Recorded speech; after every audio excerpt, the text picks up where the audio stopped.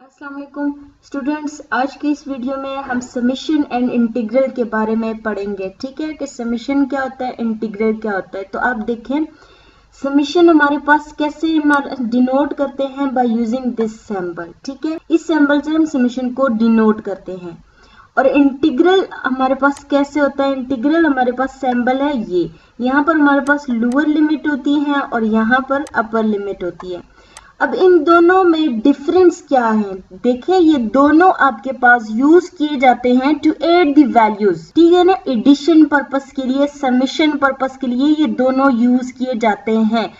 फर्क क्या है, फर्क ये है कि this notation is used when the variable is discrete and integral is used when we have a continuous variable। ठीक है ना, यानी अगर आपने डिस्क्रीट वैल्यूज को ऐड करना है तो ये वाला सिंबल आप यूज करेंगे। ठीक है, और अगर आपने कंटिन्यूस वैल्यूज को ऐड करना है तो आप क्या करेंगे, इंटीग्रल यूज करेंगे। क्या पर्पस हुआ इंटीग्रल का कि we use integral when we want to add the continuous values. तो इसी तरीके से समेशन के लिए भी आप तब समेशन यूज करोगे जब आपके पास random variable, discrete random variable हो, या आप कह सकते हो कि डिस्क्रीट रैंडम वेरिएबल को ऐड करने के लिए हम समेशन यूज करते हैं, कंटिन्यूस रैंडम वेरिएबल को ऐड करने के लिए हम इंटीग्रल यूज करते हैं।